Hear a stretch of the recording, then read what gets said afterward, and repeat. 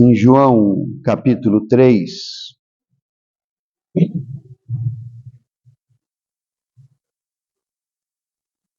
verso 3.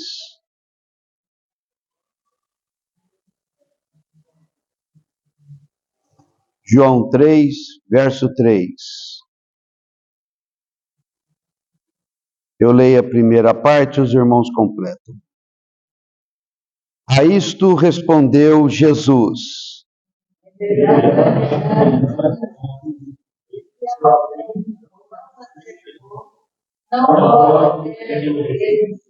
Vamos de novo. A isto respondeu Jesus.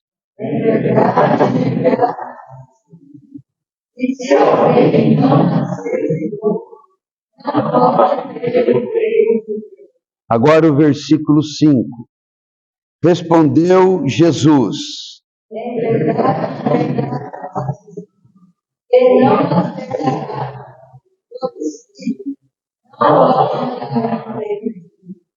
Agora o verso 8. O vento sopra onde quer.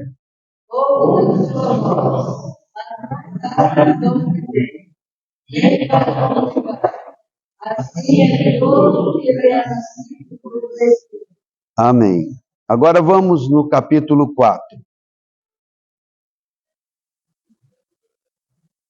Verso 10.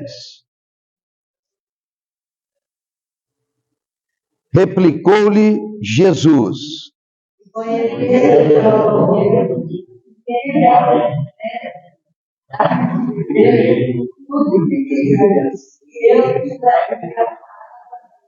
Aleluia. Agora o verso 14. Aquele, porém, que beber da água que eu lhe der, nunca mais terá sede.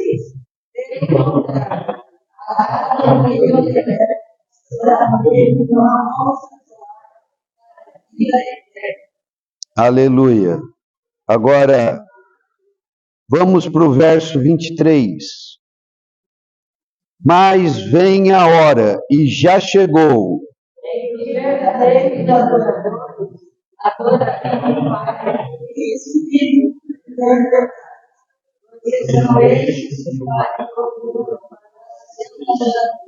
agora o 24. Deus é Espírito.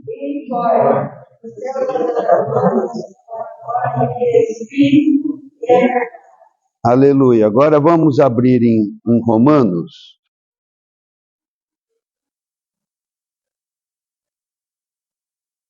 Romanos.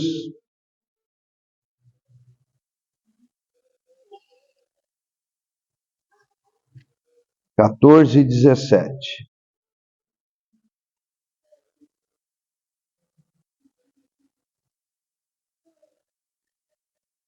Aquele, 17. Porque o reino de Deus não é comida nem bebida.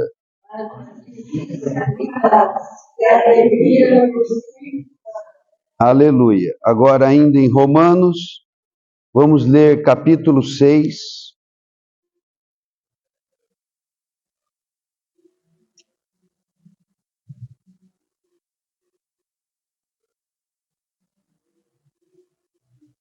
Verso 4. Fomos, pois, sepultados com ele na morte pelo batismo.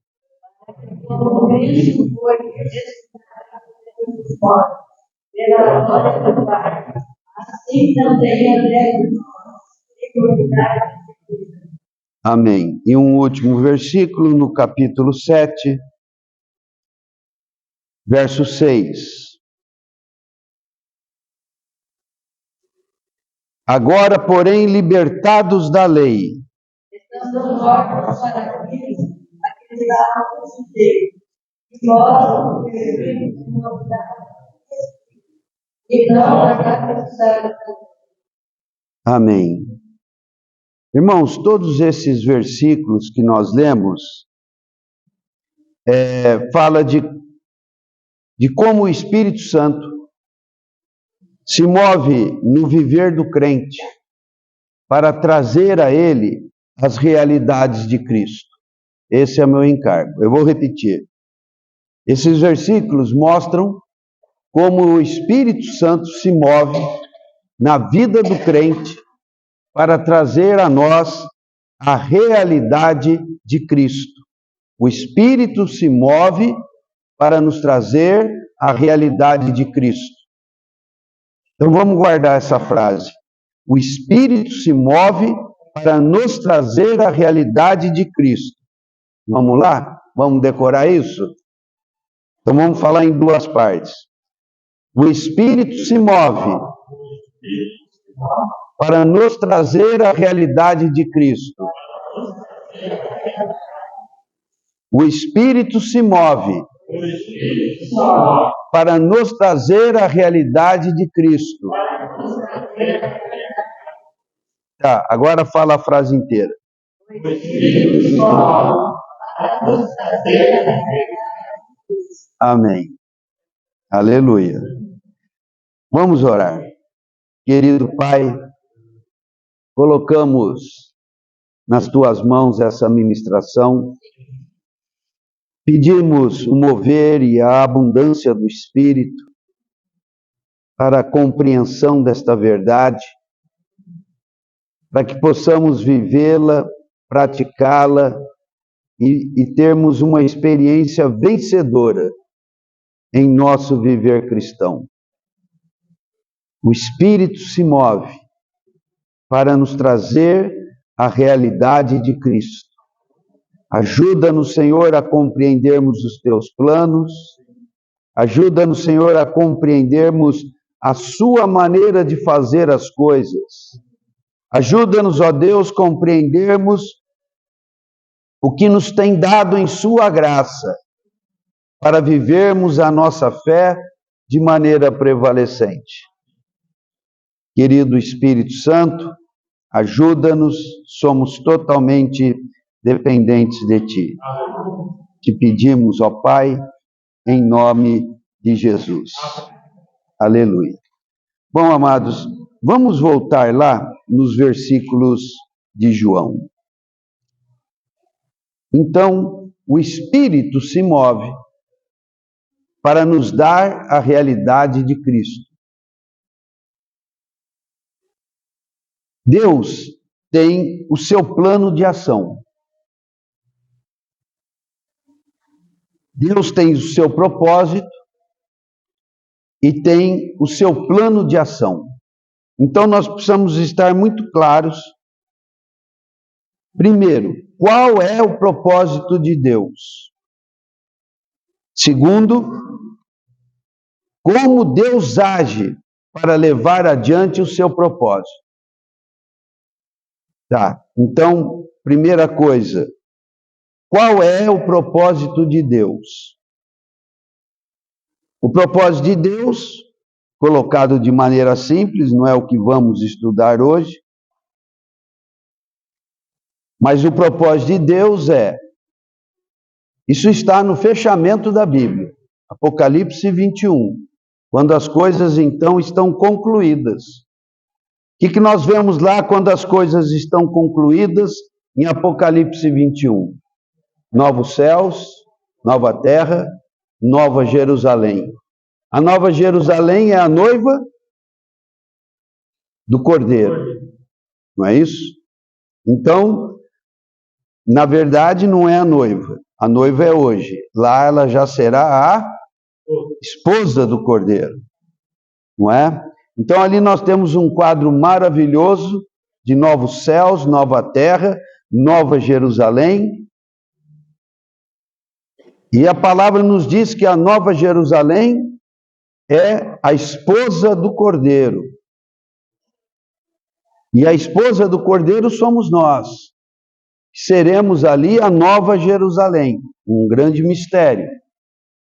Mas como é que eu posso entender melhor isso? Olha, eu não tenho como explicar, não. Eu só sei que é assim, as coisas terminadas serão assim, gloriosas.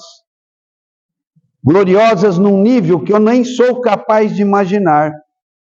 Mas isso é o que Deus tem reservado para aqueles que amam a Deus. Então, para que sejamos então a família de Deus ali. Deus, o Pai, encontrou seus filhos, Deus, o Filho, encontrou a sua esposa, e o Deus Espírito encontrou o seu lugar de habitação. É isso que está lá. E essa é a razão de tudo existir. Essa é a razão de eu e você existir. Deus quer constituir para si uma família, família de Deus. E é assim que vai terminar. Então, esse é o propósito de Deus. É para isso que as coisas existem. É para isso que nós viemos à existência. A segunda questão é: como é que Deus faz isso? Que é o que nós vamos ver um pouco mais com detalhes hoje. Como é que Deus faz essa maravilha? Então Deus tem um modo de trabalhar, Deus tem um plano para realizar esse seu desejo, que é ter para si uma família. Então eu posso dizer seguramente que o ser humano, homem e mulher, quer ter família por um impulso divino. De fato, quem busca uma família é Deus. E nós, feitos à sua imagem e semelhança, temos esse instinto de buscarmos ter uma família. Isso vem de Deus e é uma ilustração do que Deus quer para aquilo que a Bíblia relata quanto a uma eternidade futura, algo que está por vir e que, uma vez concluído, perdurará por toda a eternidade. Então, como é que Deus faz isso? Primeiro, então, ele cria o homem à sua imagem e semelhança, o coloca no Éden, e lá no Éden tinham duas árvores: a árvore da vida e a árvore do conhecimento do bem e do mal. A árvore da vida e a árvore do conhecimento são duas escolhas. Na verdade, a escolha é uma só, né? São duas coisas para escolher uma. E das vezes passadas eu tratei bastante disso que eu chamo de dualismo. Dualismo é você estar diante de duas possibilidades e ter que escolher uma. Então eu mostrei no irmão, para os irmãos, como que a Bíblia caminha em dualidade. O que é que você quer? O que é que você quer? Você, eu. O que é que cada um de nós aqui quer? Nós sempre estaremos diante de duas possibilidades. A primeira está revelada lá no Éden: árvore da vida e árvore do conhecimento do bem e do mal. No que deu? Deu ruim.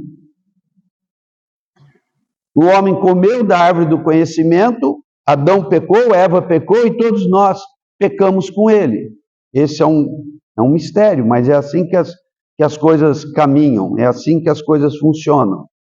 Bom, então essa foi a primeira situação de escolha.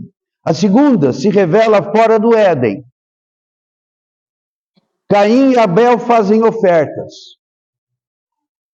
Deus se agrada da oferta de Abel e do coração com que Abel ofertou.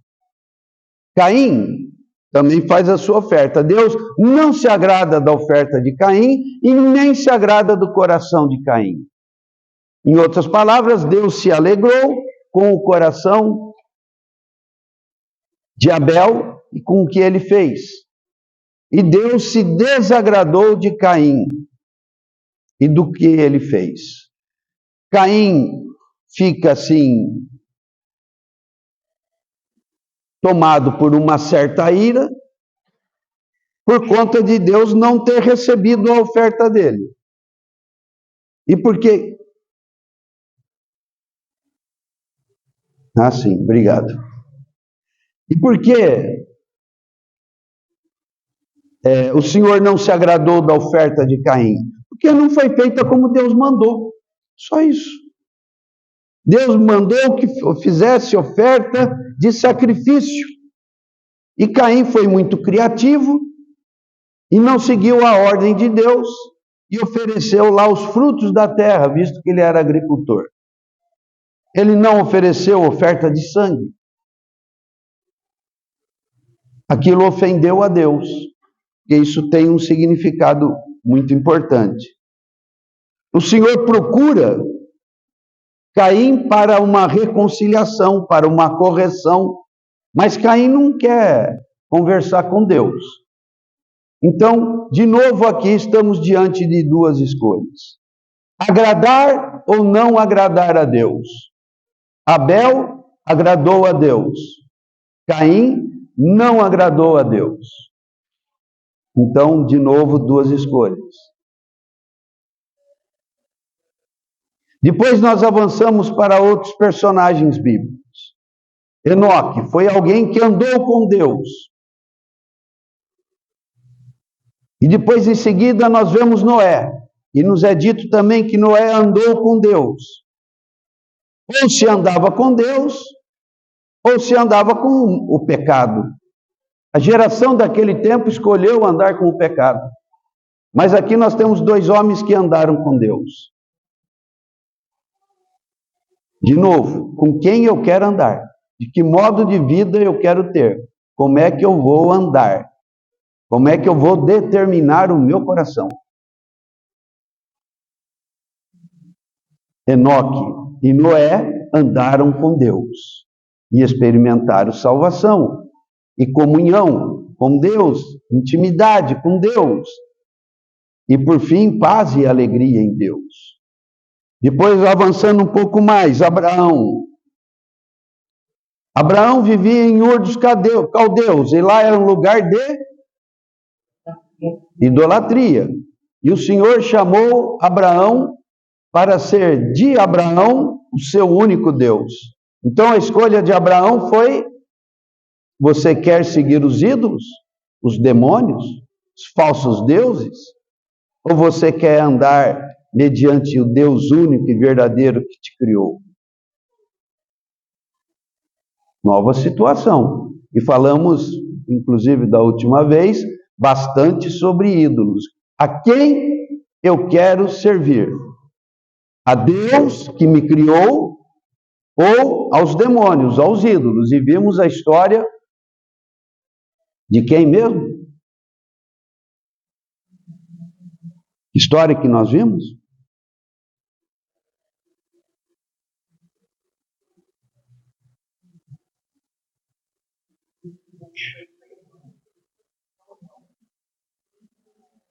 Não.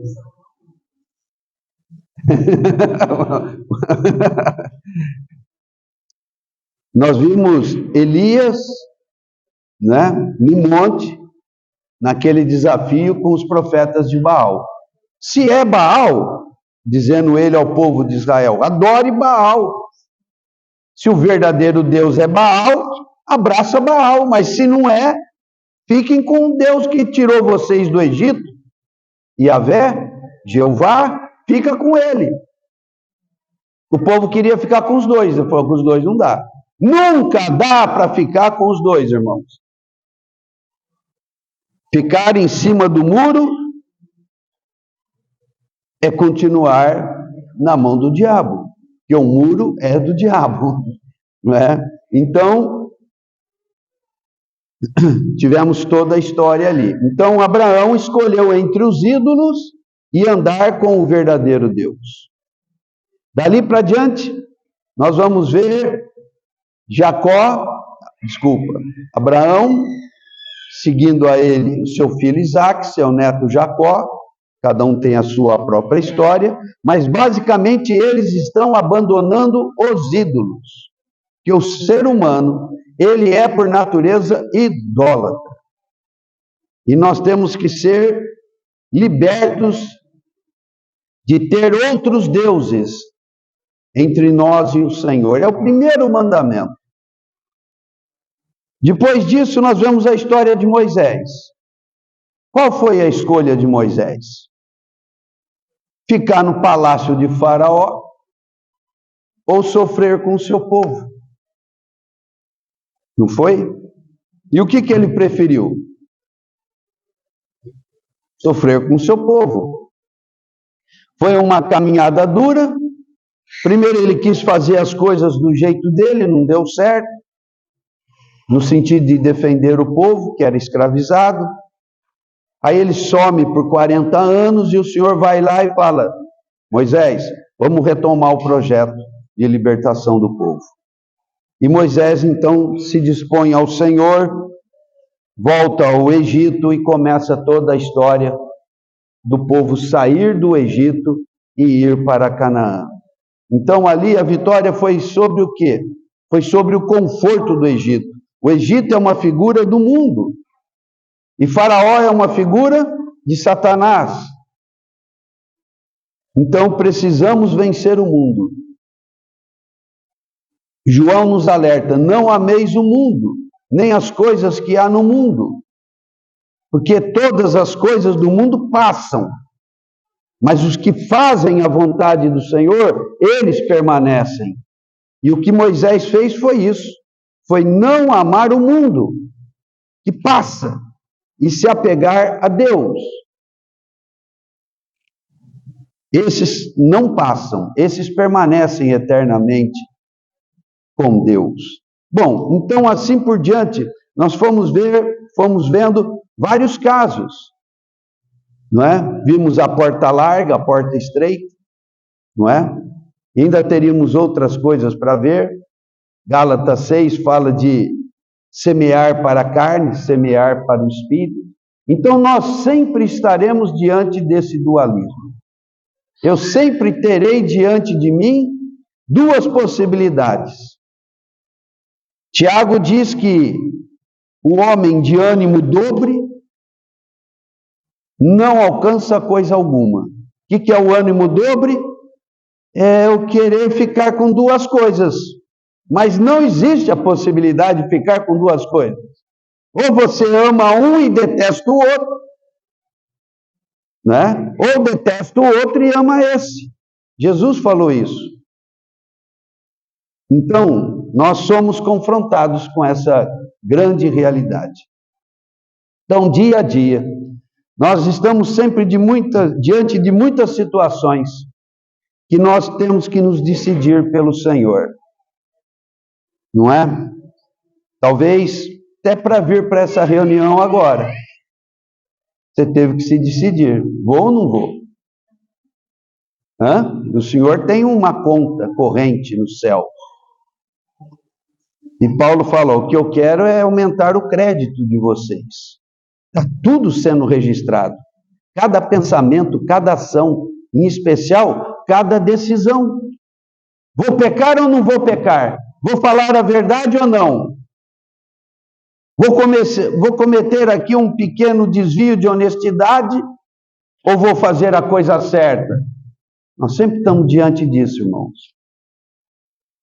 Então nós vimos bastante sobre isso. Agora, indo ao tema de hoje. Ou melhor, só fechando essa abertura. Deus tem um propósito. E Deus tem um modo de agir. O propósito de Deus, então, é simplesmente obter para si uma família. E é isso que fecha a Bíblia. Deus obteve a sua família. Nem olhos viram, nem ouvidos ouviram, nem jamais penetrou em coração humano o que terá aqueles que habitarem essa realidade por toda a eternidade. Tremendo. Então Deus tem esse propósito, que é obter uma família. Como é que Deus faz isso? Eu disse, Deus nos criou a sua imagem e semelhança, e hoje nós vivemos um tempo de escolha. O que é que nós temos escolhido? Não é? O que é que nós temos escolhido?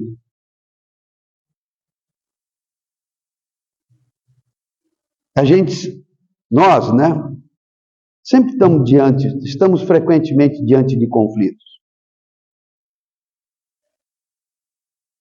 E o nosso conflito, basicamente, é andar no caminho do Senhor ou não andar no caminho do Senhor. Estou falando para nós, os cristãos. Porque os que não têm a Cristo estão lascados mesmo. Nem precisamos tratar disso. Estou falando de nós. Vou andar nos caminhos do Senhor ou não?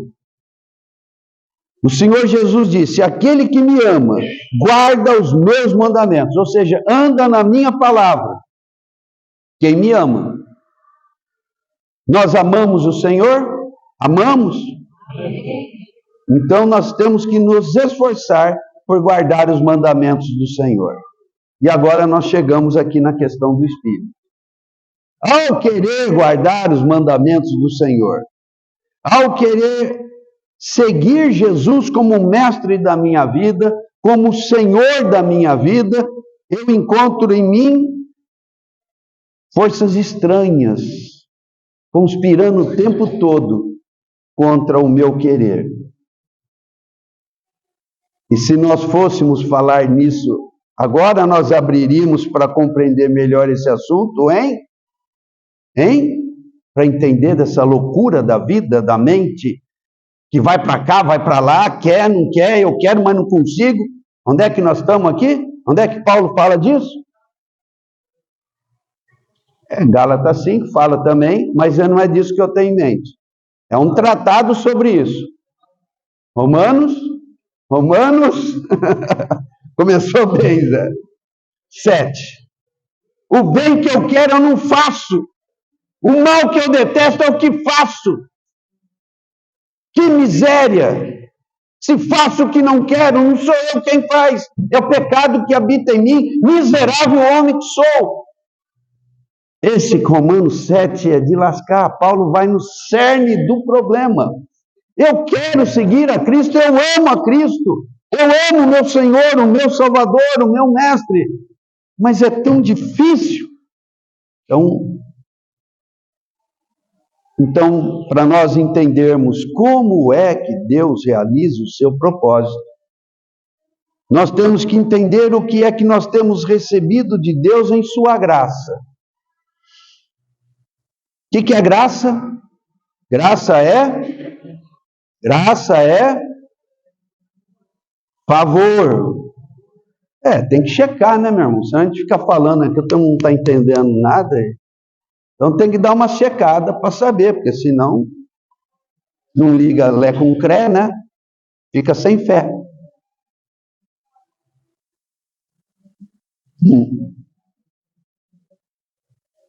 Graça e favor. Como é que Deus nos favorece?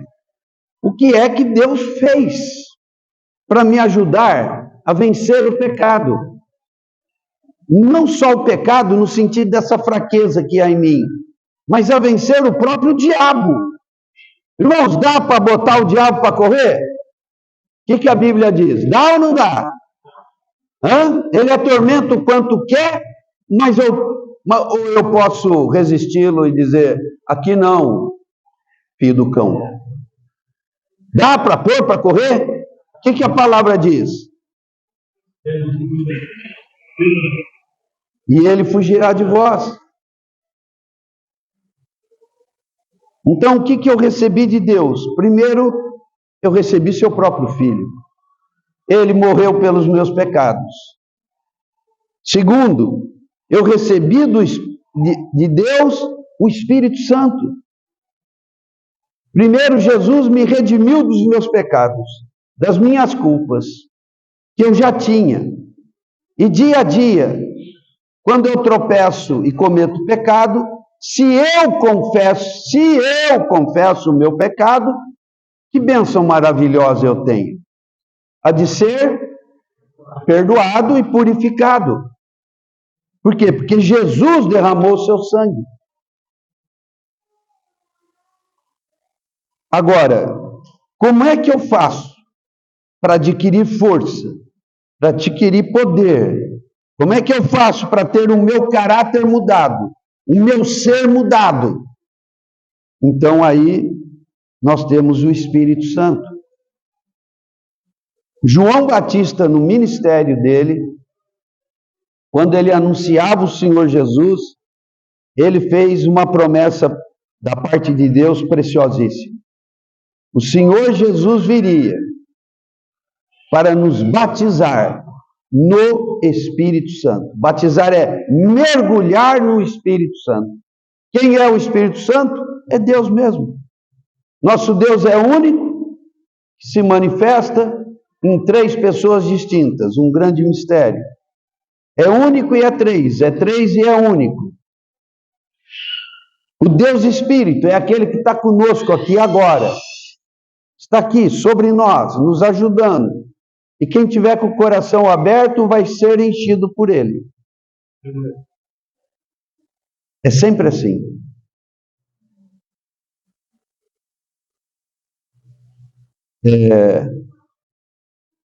De terça e sexta a gente tem uma pequena reunião aí pela manhã.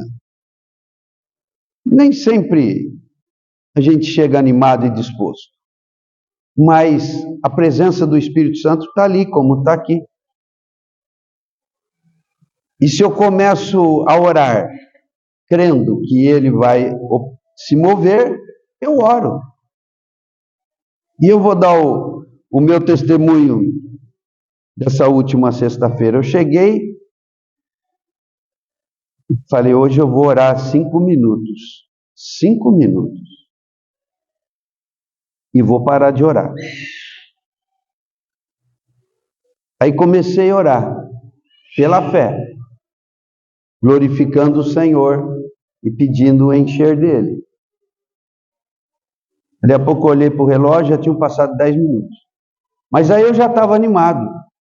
Aí eu continuei orando. Na hora que eu vi, tinham passado 15 minutos. Aí eu ainda estava animado. Me veio mais um sentimento, continuei orando, parei com 20 minutos. O que é isso, irmãos? O que é isso? Hã? É o encher do Espírito.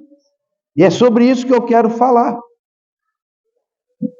Nós temos Cristo crucificado para nos remir dos nossos pecados. E nós temos o Espírito derramado para nos operar o seu poder, a sua luz e o seu amor. Se nós aprendermos a andar no Espírito, Paulo nos afirma que nele tudo posso. O que eu posso naquele que me fortalece? Tudo o quê? Tudo o quê? Tudo? Hã? Tudo. Tudo é tudo. Tudo não é alguma coisa e tudo também não é muito. Tudo é tudo. Não é eu posso muita coisa. É mais do que muita coisa. Eu posso tudo. Tudo. Então, precisamos que o próprio Espírito Santo nos conduza a uma experiência de adquirirmos fé e experiências constantes, de nos enchermos dele e podermos tudo. Eu estou muito irado. Dá para me livrar disso? Eu estou muito tentado a cometer um pecado. Dá para eu me livrar disso? Eu estou muito magoado com o que me fizeram, mas eu estou assim, ferido mesmo. Não quero mais nem olhar na cara.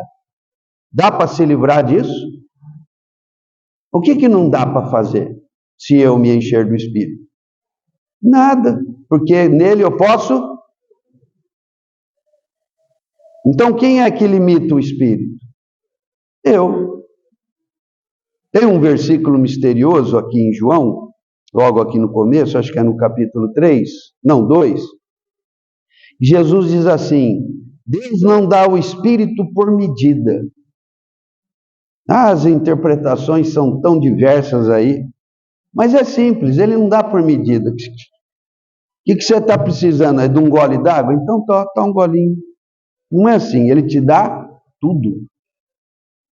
Aí a questão é o quanto você bebe. E a todos nós foi dado beber de um só Espírito. A questão é o quanto bebo. Do Espírito não falta nada, o que falta é beber. A minha graça te basta. Então, esse Isso é o que Deus fez para nos ajudar na nossa caminhada. Então, nós vimos várias passagens e eu quero comentar apenas a primeira, que está no capítulo 3 de João. E ao longo das próximas vezes, a gente vai comentando as demais passagens. Aqui nós temos um homem, um nobre, um membro do Sinédrio. O Sinédrio era a alta corte dos judeus, vamos dizer que era a elite dos judeus. Era uma corte de 70 homens ilustres. Não sei se eram ilustres, né? Podiam ser safados como são os daqui. Mas eram pessoas da nobreza. No caso do Nicodemos, ele era um cara ilustre. Porque ele era um judeu temente a Deus.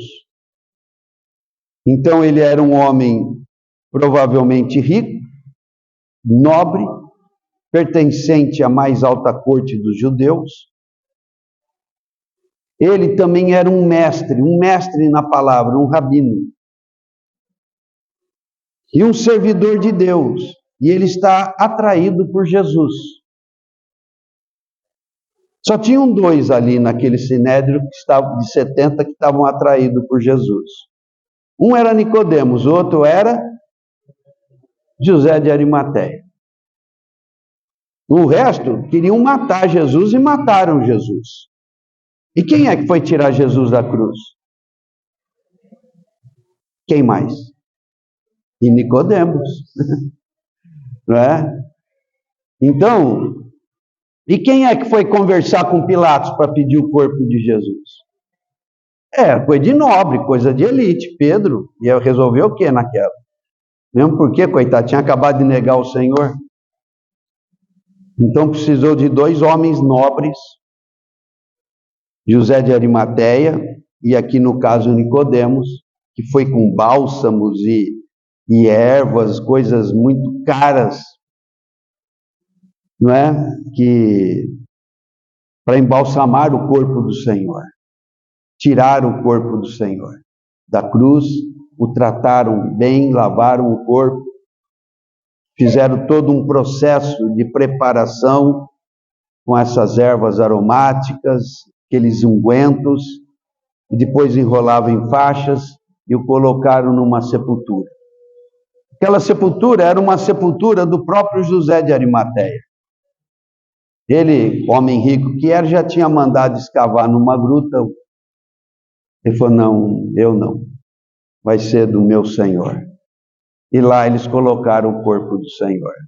Então, um desses homens, Nicodemos, vem encontrar com Jesus à noite.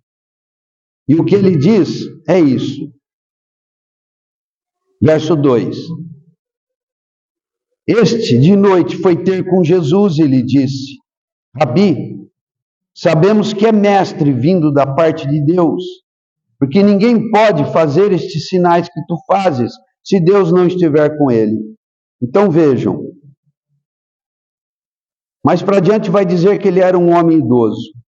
Então, Nicodemos, um homem idoso, rabino, vai chegar para Jesus, um homem de 30 anos, e vai chamar Jesus de mestre. Isso é uma profunda reverência. Ele está dizendo, eu sou mestre, mas eu não posso nem me comparar contigo. Você de fato é um mestre, vindo da parte de Deus. Que reconhecimento, que declaração. E ele faz uma segunda declaração, ninguém pode fazer os sinais que tu fazes, as curas, os milagres todos, se Deus não estiver com ele. Então Nicodemos está dizendo, Jesus, eu reconheço que você é alguém vindo da parte de Deus. E Nicodemos está ali diante de Jesus, aflito, porque ele foi encontrar com o Senhor à noite, porque ele tinha receio de encontrar com o Senhor durante o dia e ser visto com Jesus. Isso poderia prejudicar fortemente a reputação dele. que você, membro do Sinédrio, um dos principais dos judeus, está fazendo com esse pregadorzinho aí que está tumultuando tudo? Mas ele foi se encontrar com o Senhor. E ele está assim, atordoado com Jesus. Falou, porque do jeito que está aparecendo, estou imaginando as coisas na cabeça de Nicodemos, do jeito que está aparecendo, a sabedoria desse homem e os milagres que ele faz, olha, ele está com jeito de ser o Messias prometido. Mas você admitir alguém como Messias era um problema muito sério. Precisava aí de uma revelação divina. Mas Nicodemos, já pelos sinais, pelas evidências, ele já estava pensando, deve ser ele, mas não é certo, ainda não estou seguro que seja, eu vou me encontrar com ele. E o Senhor pacientemente o recebe. E depois dele fazer essa declaração de reconhecer Jesus como mestre e alguém vindo da parte de Deus, no verso 3 diz assim, que foi o que lemos. A isto respondeu Jesus, em verdade, te digo, se alguém não nascer de novo, não pode ver o reino de Deus.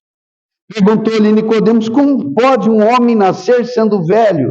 Ele não está entendendo o que Jesus está dizendo. Pode, porventura, voltar ao ventre materno e nascer segunda vez? Senhor, eu não estou entendendo o que o Senhor quer dizer. Aí Jesus dá uma nova resposta que complica ainda mais as coisas para o entendimento de Nicodemos. Em verdade, verso 5, em verdade te digo, quem não nascer da água e do Espírito não pode entrar no reino de Deus. Então, primeiramente, Jesus falou de nascer de novo para ver o reino. Ver significa ganhar o entendimento. E numa segunda fala, Jesus diz, se você não nascer da água e do Espírito, você não pode entrar no reino. O primeiro passo é ver. O segundo passo é entrar. Nascer de novo. Nascer da água, nascer do Espírito. E depois, no versículo 8, vai dizer assim, o vento sopra onde quer, ouves a sua voz, mas não sabe de onde vem, nem para onde vai. Assim é todo aquele que é nascido do Espírito.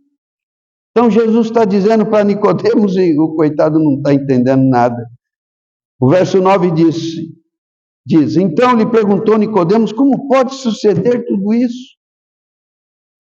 Não estou entendendo nada, Senhor. Mas o que Jesus disse? Quem não nascer de novo, quem não nascer da água e do Espírito.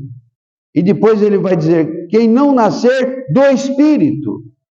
Nascer de novo, nascer da água, nascer do Espírito.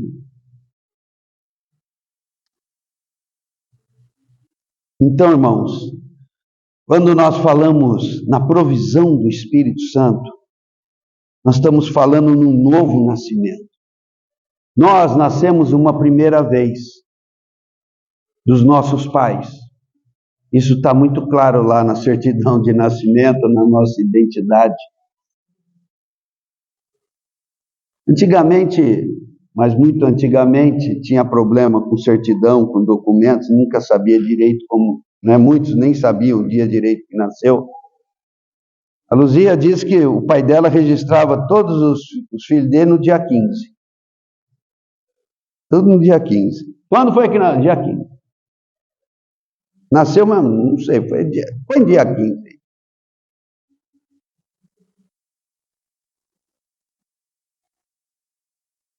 Então nós temos um primeiro nascimento. Está claro, foi lá, no geral a gente nasce na maternidade, né? Alguém nasceu de parteira aqui? A Dinha nasceu. A Denise também, e ela também. Lá no sítio, né? Lá no sítio. Esse foi o primeiro nascimento. Nós nos tornamos seres humanos e viemos ao mundo. Esse foi o primeiro. Mas há um segundo nascimento, nos planos de Deus, para todo ser humano. Alguns querem nascer de novo, outros não querem nascer de novo. Esse nascer de novo tem a ver com nascer do Espírito. E nascer do Espírito tem a ver com receber Jesus. No capítulo 1 desse Evangelho de João, na abertura, João diz assim: ele veio para o que era seu, mas os seus não o receberam. Mas a quem o recebeu, deu-lhes o poder de se tornarem filhos de Deus, que são nascidos de Deus. É um outro nascimento. No primeiro nascimento eu nasço filho do meu pai e da minha mãe. No segundo nascimento eu nasço como filho de Deus. Isso me coloca numa outra dimensão de existência. Quem não nascer de novo vai ter a eternidade junto com o diabo e seus anjos. Quem nascer de novo vai participar daquele plano de sermos o quê? Família de Deus. Porque quem nasce de novo se torna filho de Deus, é família de Deus. E a família de Deus vai estar onde? Em novos céus, nova terra, em nova Jerusalém. E quem não estiver lá? No lago que arde com fogo e enxofre, preparado para Satanás e seus anjos. Então, amados, falando agora de nascer de novo. Nascer de novo implica em o Espírito Santo entrar no meu viver. Primeiramente, ele vem para me convencer do pecado, da justiça e do juízo. Se eu me quebranto e reconheço, sim, eu sou um pecador. 2, sim, eu reconheço, Jesus morreu por mim na cruz. Sim, ele morreu por mim na cruz para me livrar do juízo que me condenaria. Então, quando eu cedo ao trabalhar do Espírito Santo, ao trabalhar de convencimento do Espírito Santo, o Espírito Santo faz um segundo milagre. O primeiro foi me convencer, que é me dar um novo nascimento, no qual eu me torno filho de Deus e passo a viver por meio dele. Então, aquilo que eu disse sobre Romanos 7, o poder para viver a vida cristã. Então, o fato é que nós tivemos 2 nascimentos e temos 2 realidades que se conflitam. A minha primeira natureza, dos meus pais, me fazem pecar. Não por causa dos meus pais, por causa de Adão. E a natureza de ser filho de Deus me faz ter um viver que se santifica e que é transformado à semelhança de Cristo. Então, veja o papel do Espírito. Ele vem, me dá um novo nascimento e eu vejo o reino de Deus. Ele prossegue trabalhando em mim.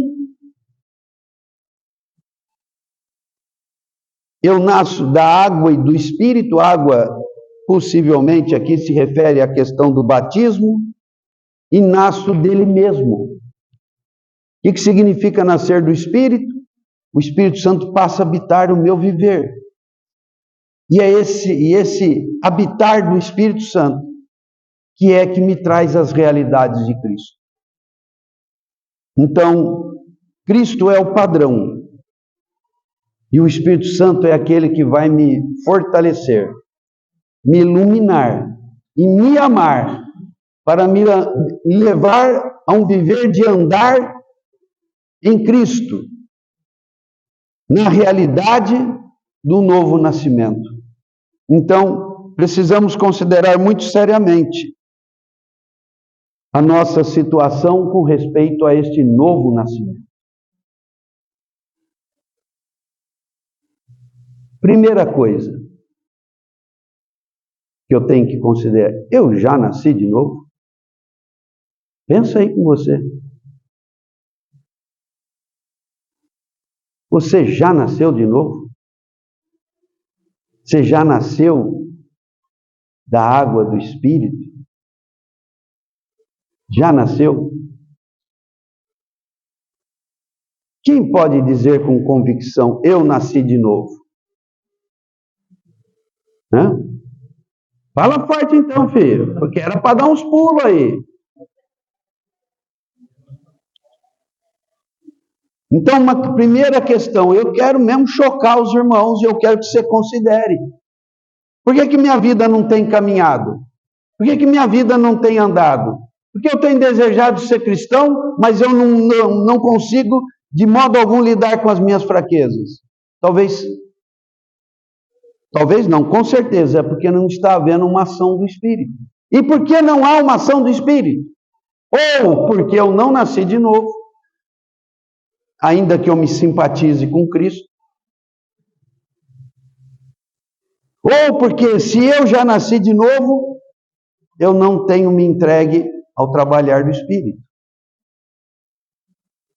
Paulo diz com toda a convicção, andai no Espírito e jamais... então tem um jeito de não atender à carne? Tem, qual que é? E o que é andar no Espírito? Aí é a próxima mensagem. Mas a questão é, eu tenho tido alegria em Cristo? Eu tenho desfrutado da paz de Cristo?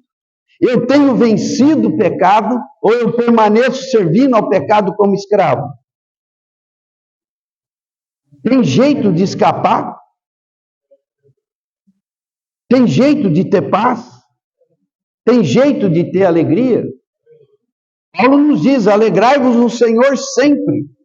Então há uma alegria no Senhor que não termina, que é verdadeira, que é ininterrupta. E quem nos proporciona isso é o Espírito Santo. Então a indagação que eu quero colocar com os irmãos é essa. Primeiro, eu nasci de novo? Vamos perguntar para o Espírito. Espírito Santo. Eu tenho estado aqui nas reuniões, mas eu nasci mesmo? Ou como dizem por aí, eu só sou um esquentador de banco. Eu nasci. Segundo, se eu nasci, eu tenho andado no Espírito?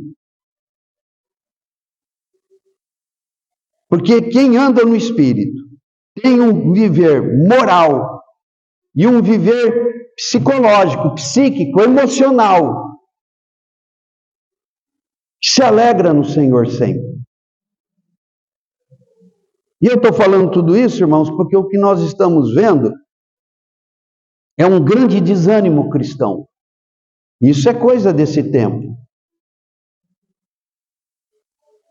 Muitos cristãos têm andado passivamente com o pecado. Mas por quê?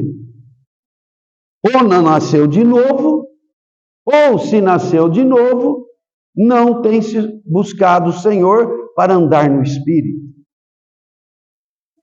Então, eu quero orar com os irmãos.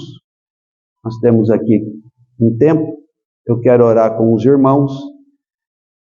E vamos nos apresentar ao Senhor. O Espírito Santo está aqui. E Ele nos ilumina. O Espírito Santo é gentil, é amável, é carinhoso.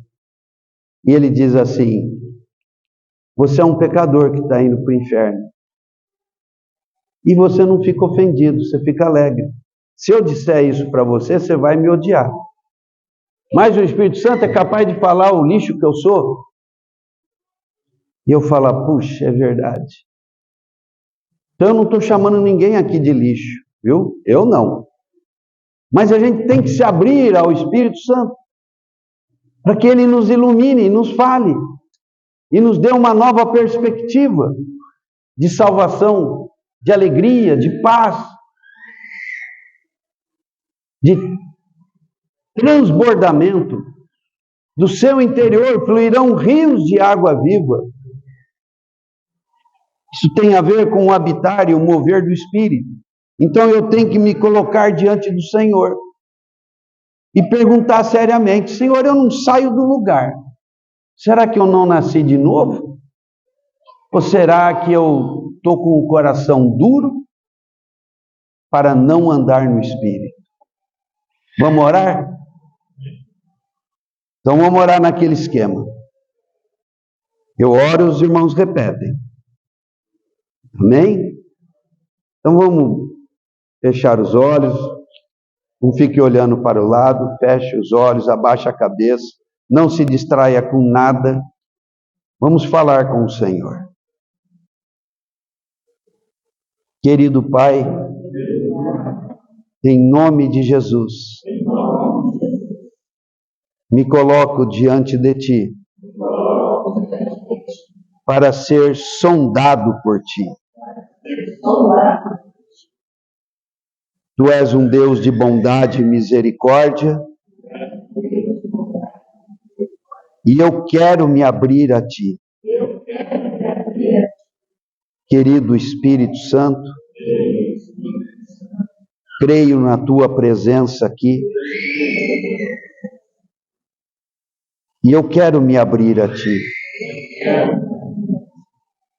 Querido Espírito Santo, sonda o meu coração. Me traga clareza sobre o novo nascimento, sobre o andar em Ti. Querido Espírito Santo, revela-me a minha condição. Eu Te amo. Amo a Jesus e amo ao Pai eterno. Eu quero ser agradável a Ti. Eu não quero ser como Caim, que não quis Te agradar. Eu quero ser como Abel e Te apresentar a boa oferta de coração puro e sincero. Querido Senhor, bendito Espírito Santo, venha me iluminar. Ilumina os olhos do meu coração. Me conceda, Espírito, em Ti, sabedoria e revelação, para eu ter conhecimento de coisas espirituais. Ilumina, querido Espírito, os olhos do meu coração. Sonda-me o interior. Vê se há em mim caminho mau. Me conduza pelo caminho para o qual me criou. Querido Espírito Santo, revele-se a mim. Ajuda-me a ser participante de todas as coisas boas do Evangelho. Querido Espírito Santo, examina o meu interior. Fale comigo. Permita-me ouvir a Tua voz. Fala comigo. Vem para me corrigir.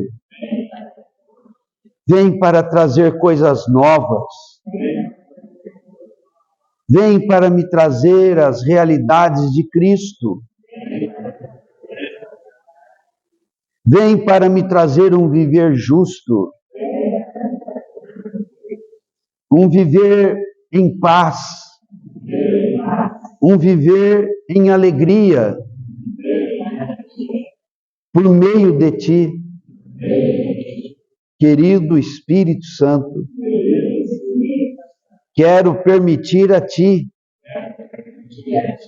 que faças a tua obra em mim. Espírito Santo, em nome de Jesus, faças a tua obra em mim. Se eu preciso ainda nascer de novo, me dê essa realidade. Se eu preciso andar em ti,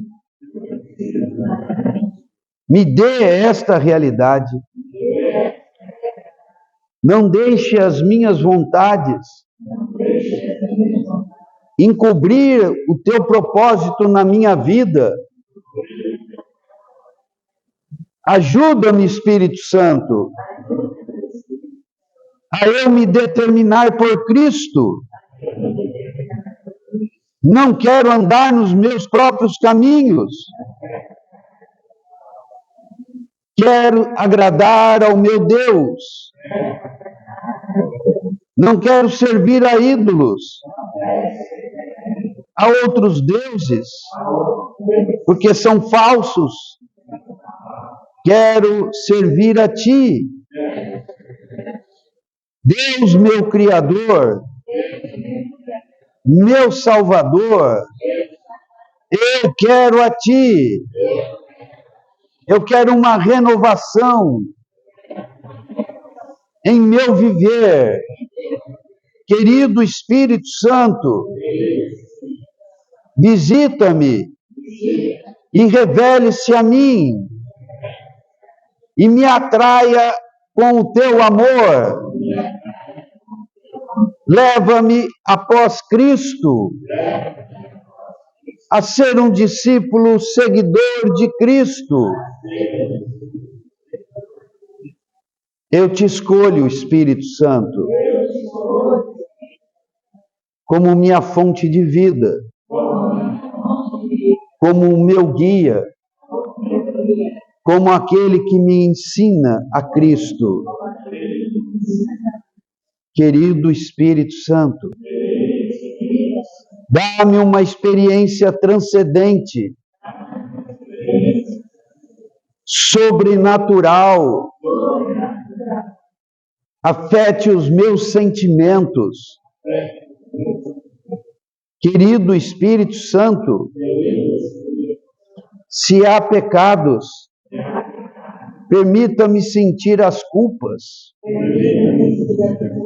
para que confesse e me arrependa. Renova em mim o coração, quebra toda dureza, quebra toda resistência. Abro a ti, querido Espírito, o meu coração. Submeto a ti a minha vontade. Submeto a ti as minhas direções. Quero aprender a viver por ti, iluminado na tua própria luz, fortalecido no teu próprio poder, amado com o derramar do teu amor em meu coração. Faz tal obra, querido Espírito Santo, e me ajude a viver Cristo de maneira prevalecente. Te peço, ó Pai, em nome de Jesus. Amém.